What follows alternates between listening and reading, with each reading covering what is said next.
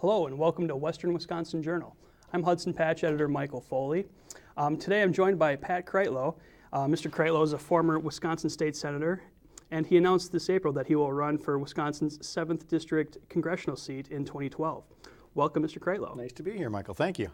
Well, just so everybody knows what's going on here, Hudson is currently in the 3rd congressional district, and Ron Kind is our congressman. Right. When the new redistricting goes into effect next year, Hudson will be in the 7th congressional district, in which Republican Sean Duffy is currently representing us. Right. He's the incumbent for the 7th. St. Croix County is in the 3rd, but every 10 years, of course, because of the census, the congressional district lines need to be moved. And they only need to be moved slightly to account for shifts in population.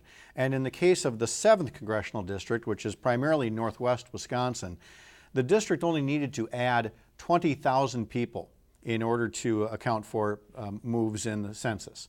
And that could have been done by just putting some of St. Croix County or all of St. Croix County into the 7th district. But in fact, what Sean Duffy through Paul Ryan did in the 7th district was to try to protect Congressman Duffy by not only adding St. Croix County, but taking away from the district Chippewa Falls, my hometown, Wisconsin Rapids, and Stevens Point, and moving those into the 3rd district that Ron Kind represents. So by making Ron's district more Democratic, it makes Sean Duffy's district slightly more Republican and makes it a little bit easier to defend Congressman Duffy against my challenge that's coming up.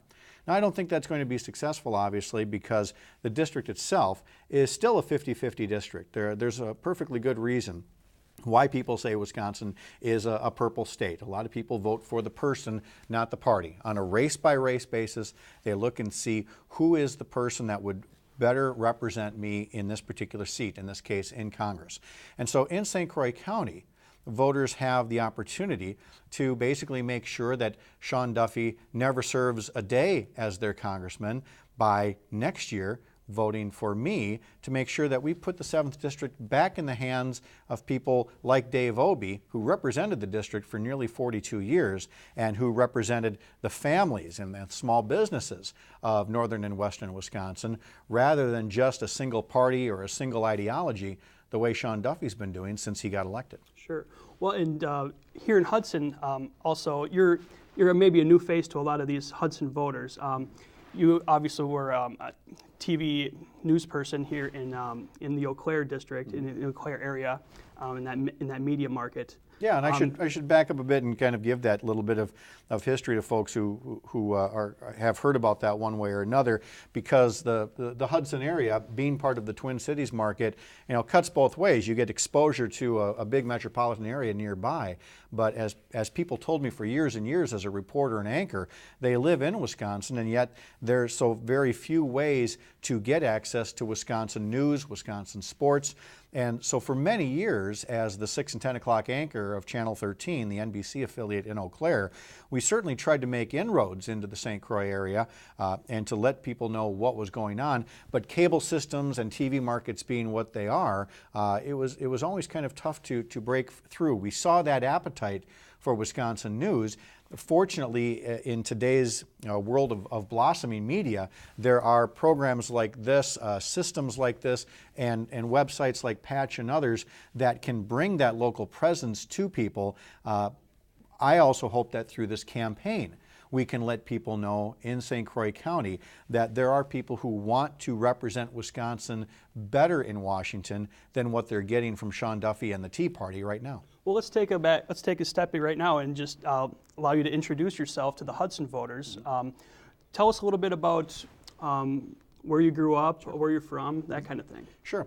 I originally grew up in St. Paul, just down the road here. My parents divorced at a very young age, and my dad worked for the Chicago Northwestern Railroad after he got out of the Army, where during the Cold War he served as border patrol between East and West Germany. Worked on the railroad between St. Paul and Eau Claire. And when my parents split, as I mentioned when I was quite young, he just moved to the other end of the line and worked out of Eau Claire instead of St. Paul. And so basically the two were both hometowns for me growing up. and then after graduation decided to attend UW-Eau Claire, where I met a nice, sweet Wisconsin farm girl, Sherry. We've been married for 25 years now, and after some brief stints in some other cities around the area, we moved back to the Eau Claire area and actually settled down just north of Chippewa Falls 16 years ago. We have 2 adult daughters about to turn 21 and 23 as we tape this, and I have a 5-year-old grandson. During our time in the Chippewa Valley, I went from working in various radio news positions to eventually working my way up at Channel 13 from producer to reporter to weekend anchor to news anchor, covering the stories about people, often with a political bent, because I've always had that interest in bringing to people the stories of what their elected leaders are doing or not doing, what they stand for, and whether those actions followed, what they were talking about, or as I like to say, did the votes match the quotes? Well, after doing that kind of work for many years, I decided in 2005 that it was time for me to go into a new direction. I felt like I had a very good thing going in Channel 13. It would be easy to stay at the anchor desk forever, but that there was a need to do more. And in my case, it was identifying that we had a state senator by the name of Dave Zien that I felt no longer represented the area well in the Wisconsin legislature. So I left the TV station in 2005. In 2006, I ran against him and won, and served a term in the legislature for 4 years until this past November, when quite a red tidal wave swept across the state.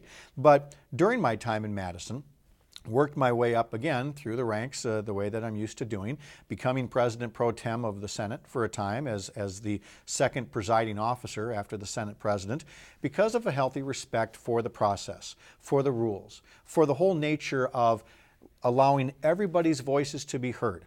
I had a policy in my Senate office of open door, open mind, that no one person, no one party has the right ideas. And as a consequence, I passed many bills, more than most legislators did, and did so on bipartisan votes, because I was open to the ideas that people might have for solving the problems of people, of small businesses, people in need of better education, better health care, better roads, better ways of moving goods and energy to markets. We did those things. Those things are lacking now in Congress. This Congress is a train wreck. This Congress is full of gridlock, full of people who aren't open-minded, who don't have open doors, who don't want to do what they told the people they were going to do. So I think that there's a role that I can play in Congress doing that, and that's why I'm running for the 7th District, to again give this district back to the people. So what are you seeing out of Congress right now that you think is such a train wreck? Obviously, you can point to a lot of things. What would you specifically like to change? The biggest thing that needs to change, when you say what do we see out of Congress, we see nothing. We see a lot of hot air, and I know people joke that that's perpetual to Congress, but look, for over 200 years, we've been a country that by and large still talks to each other and still makes progress in the challenges that we face. Whatever century we're in, whatever crisis or time of prosperity that we're in, we've never seen a time like this where you've got a group, in the case now of Tea Party Republicans, whose only job is analogous to a basketball game with no shot clock, where they're just holding the ball and waiting for the clock to run out till the next election when they can go campaign again. People can't wait another 12 or 13 months. They need work on jobs now. They need work right now to help them get back on their feet. They're looking for opportunity. They're looking for anything that this Congress can do for people other than the most highly privileged, the most well-connected, the oil companies, the billionaires. Instead, they simply want to balance our challenging budget on the backs of middle-class families and on the working poor. And that's not what anybody sent people to Congress to do back in 2010. So what I'm seeing in Congress right now is a time of gridlock unlike any other, primarily because of a Tea Party group where people realize it ain't tea they're selling, it's snake oil. It's poisoning this economy, it's poisoning this government, it's poisoning our view of what we're capable of doing as Americans when we send people to office. whether they're Democrat or Republican. I worked with good Republicans during my time in the legislature. We didn't agree on everything, of course not. But we weren't afraid to work together on certain issues, and you don't see anything like that right now. And that's got to change, and I think it's what voters want to see changed in Congress in 2012. What would your proposal look like for creating jobs, and what kind of proposal would it be that you would maybe get that would reach across the aisle and get some Republican votes as well? You know, we're seeing some of that proposed already in some circles, and again, sadly, the Tea Party Republicans don't want to do anything unless it's exclusively and entirely of their doing, as if they have all the answers when no party ever has in Washington.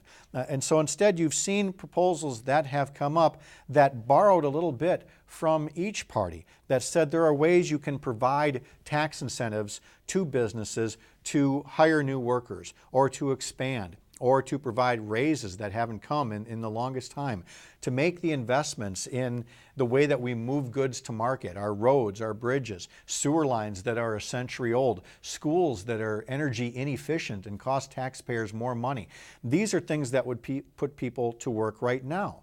You can also do things that put people to work in the midterm and long term. You can invest in retraining programs for laid off workers. You can stop slashing education, which is just like eating your seed corn when it comes to building your economic future. So you can make these short, middle, and long-term decisions that lead to job creation now and opportunity and job creation in the future. But right now, we have a Republican Tea Party that doesn't want any of that. The only thing that it wants is to continue to protect the cushy breaks, the wasteful tax giveaways that we have for oil companies and for billionaires.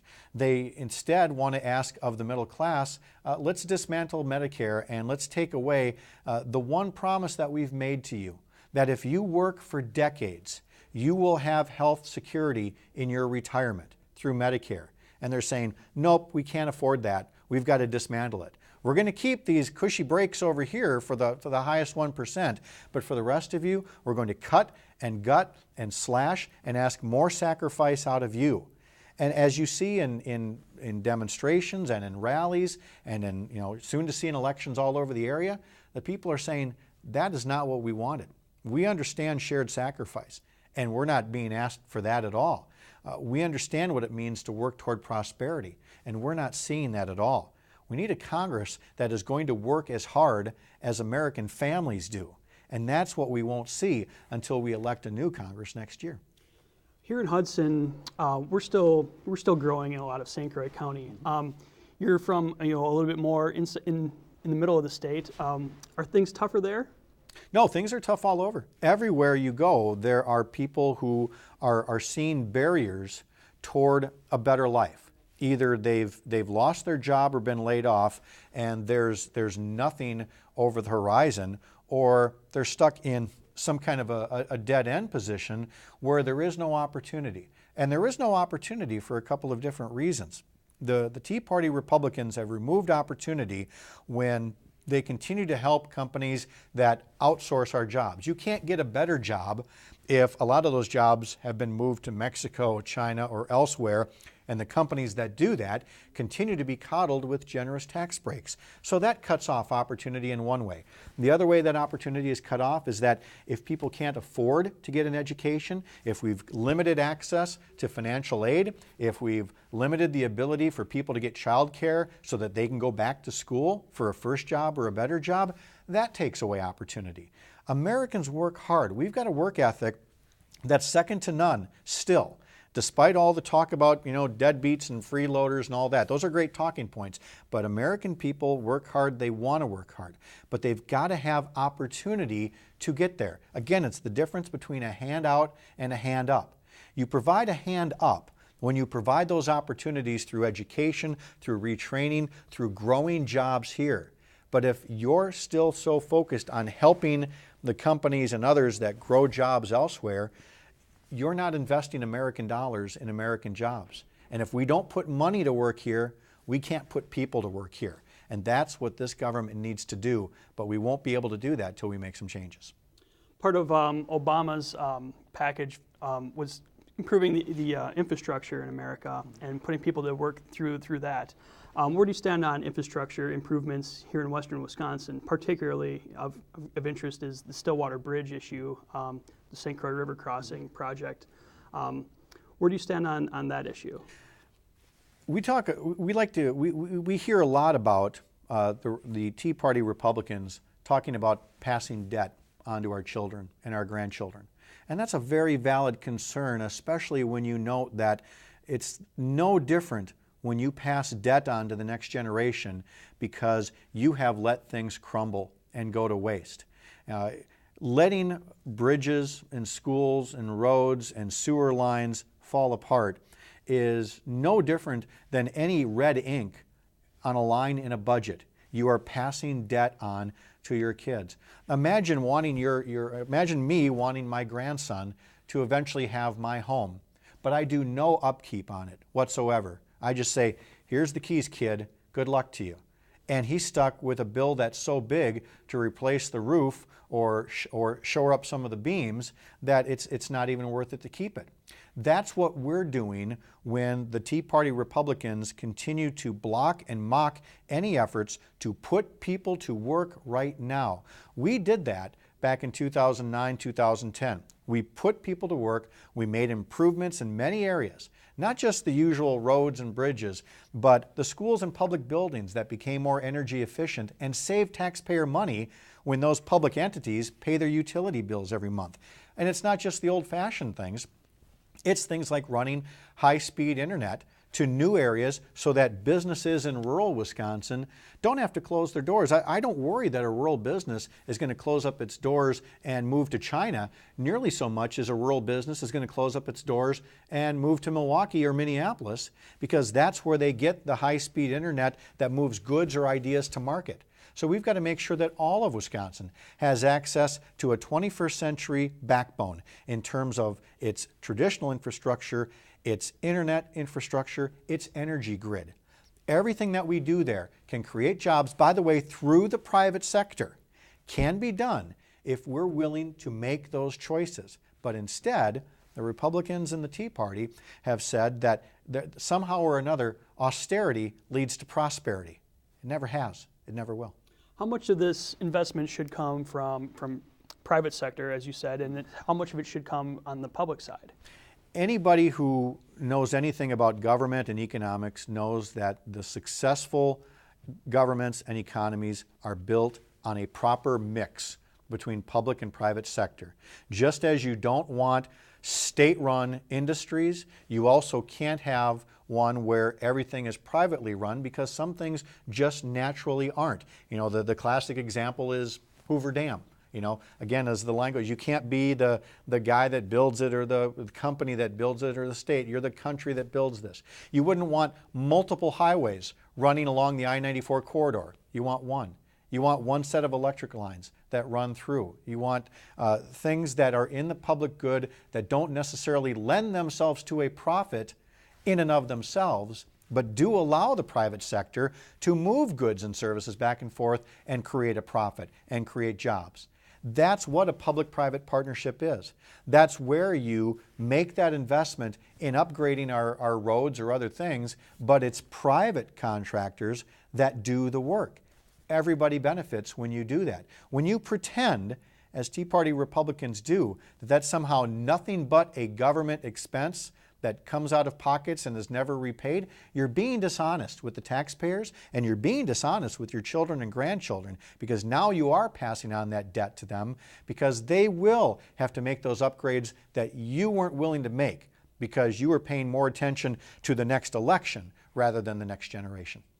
Another issue that I think kind of spans from Hudson all the way to Eau Claire is the Gateway Corridor project, the transit corridor that would go all the way from the Twin Cities into Eau Claire, and Hudson is one of the stops along that route. Where do you stand on transit issues? I was a leading proponent of making sure that an eventual high-speed rail system comes through the I-94 corridor. And before I go further on that, let me make that part clear, that high-speed rail transportation will someday come through the Midwest. It's only a matter of time. Now, Scott Walker cost us a lot of money, a lot of jobs, and a big part of our short-term future by putting the brakes on what had the potential to bring all kinds of economic benefits to this area. So it's been delayed. It really is back to where we were in the 1990s when there was discussion about, again, eventually, like the interstate system, like rail lines before that, these networks will come as a way to move goods and people back and forth. When that network comes, not if, when that network comes, I was a leading proponent that said it only would make sense that this come through the I-94 corridor rather than meandering up the Mississippi River. I mean, it's fine that the Amtrak line goes through there right now.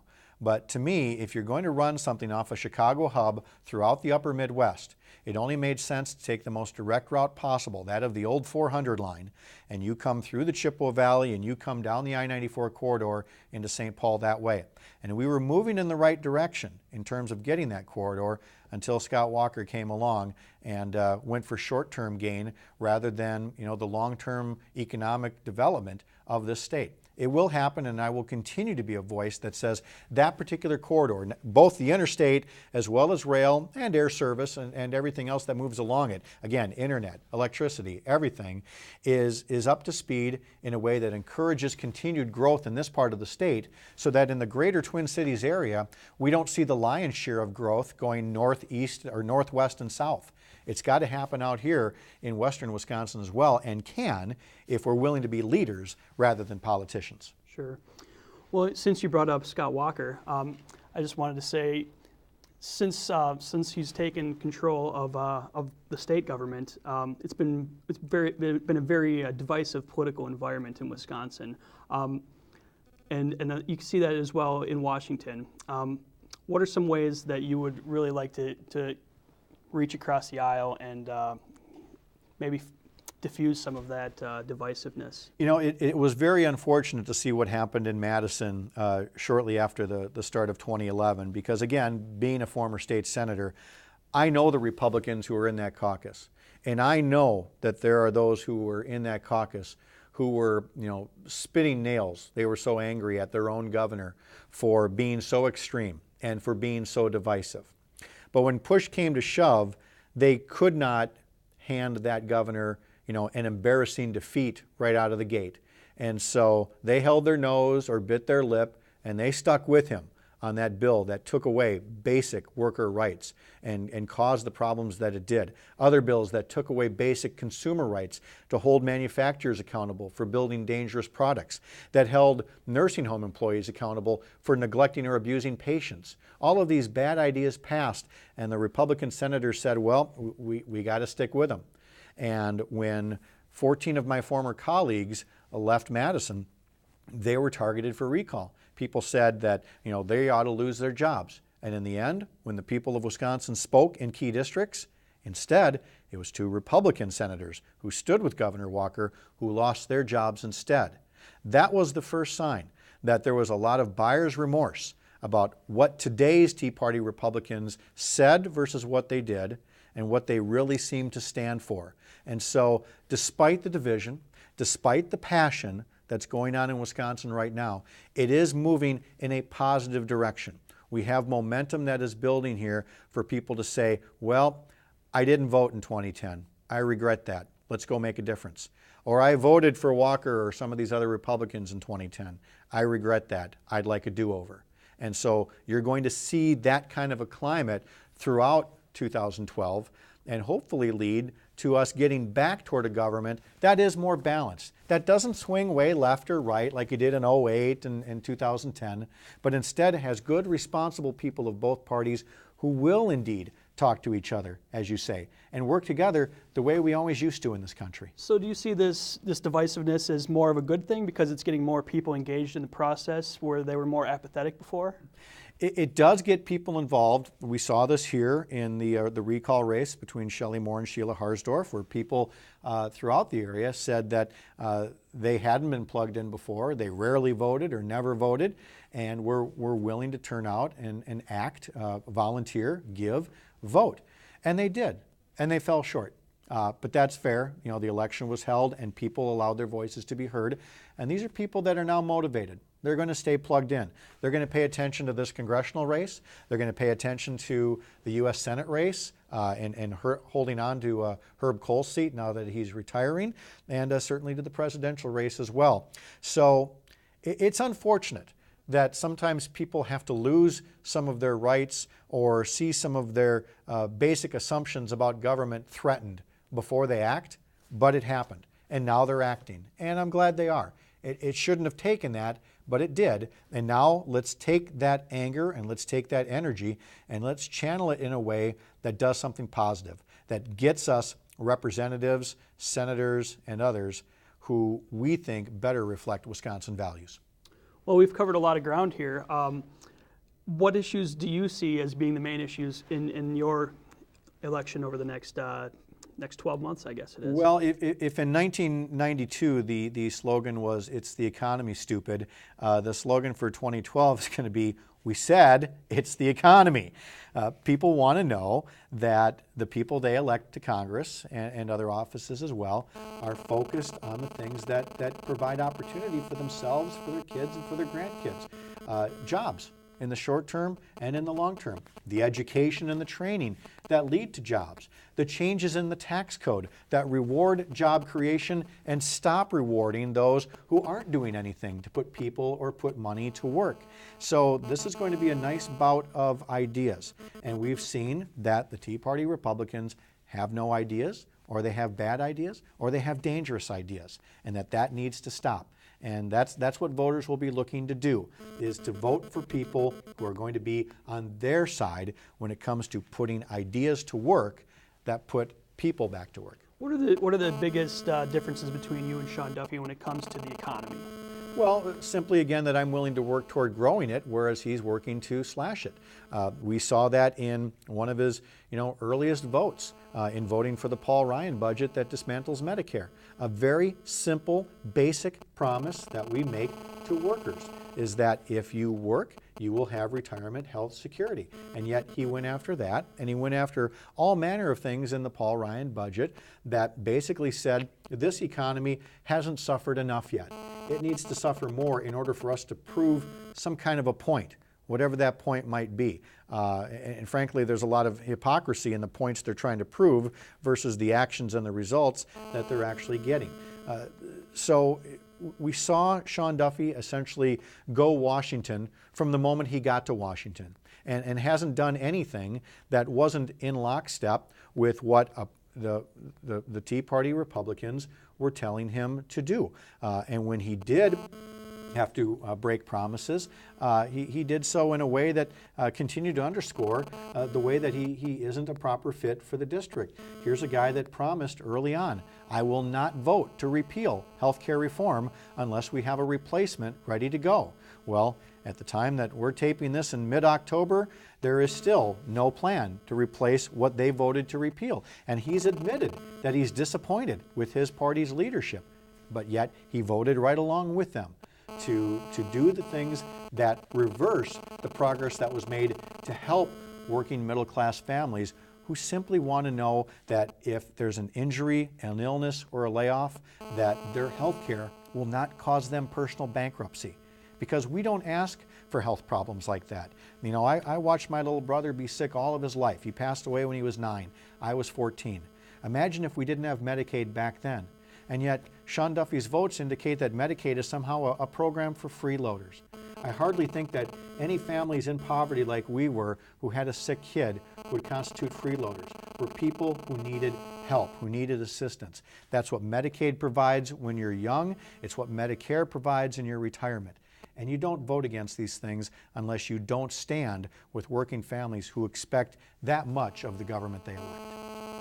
Well, is there anything else that we didn't cover today that you'd like to bring up? Well, there's just a lot that we're going to cover throughout the course of the coming campaign. I'm looking forward to it.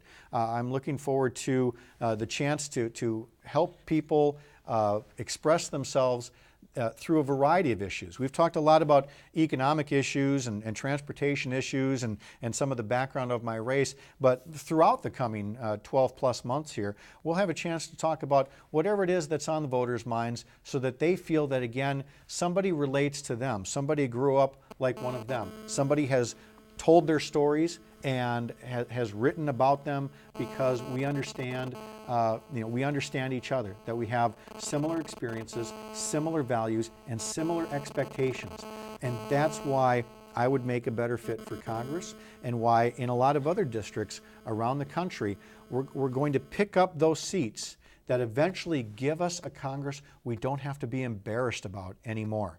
And if we achieve that much, we'll be able to do so much more to make sure that America once again gets moving back in the right direction. But it's got to start right here in what is now the 7th Congressional District of Wisconsin.